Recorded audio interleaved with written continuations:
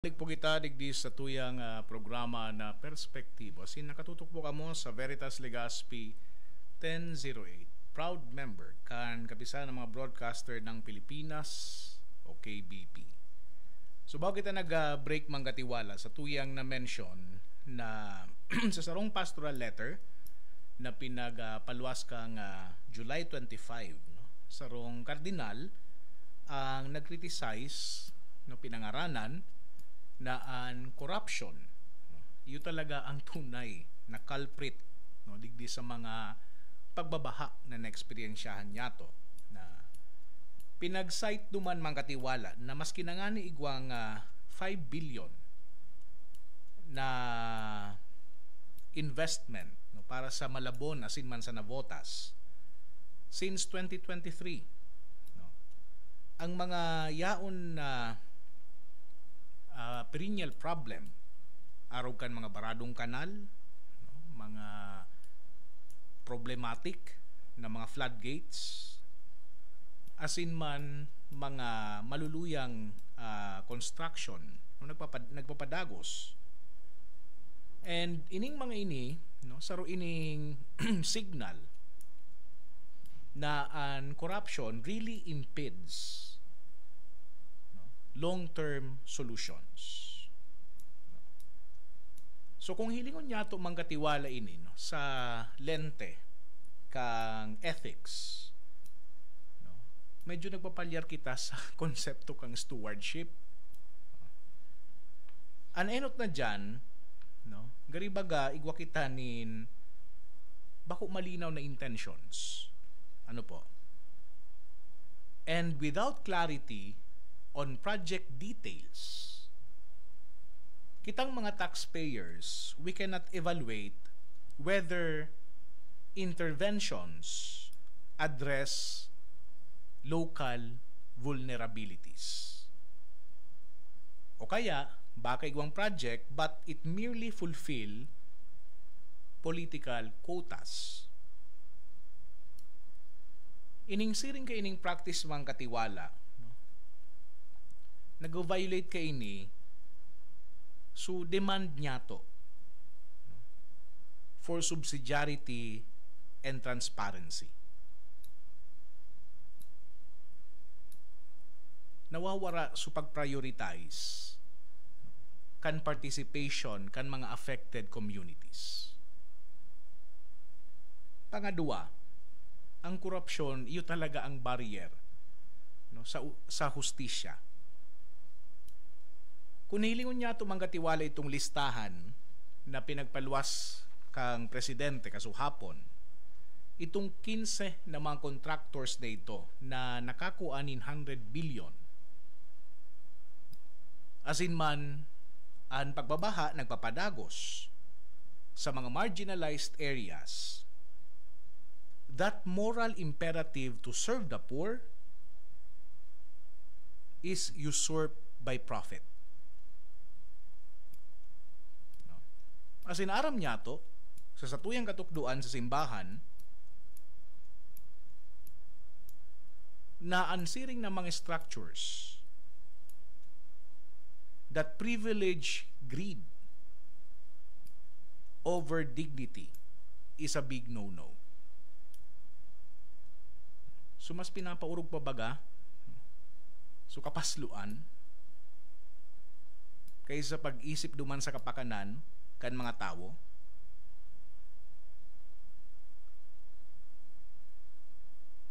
that is unethical, that is unmoral. Pangatulo, ining fragmented governance and solidarity.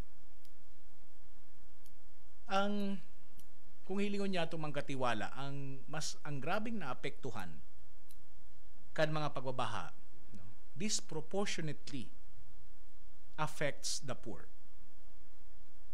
Sisa ini mga kapobrihan na ini, no? So the urban slum dwellers, informal settlers, and rural farmers.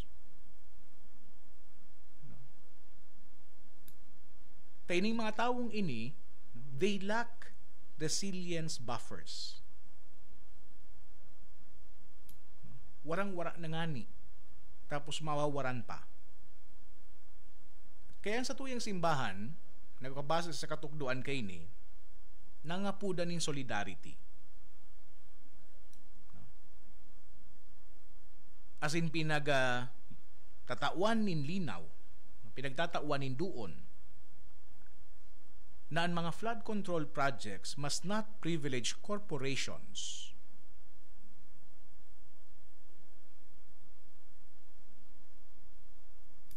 As in ining mga contractors, kundi mag-uplift kan mga pinaka-vulnerable. Pangapat, technocratic solutions. As in man, kampang kayan, ang holistic ecology. Ang mga infrastructure mang katiwala, no, kinakaipuhan na ma-design iyan with ecological sensitivity.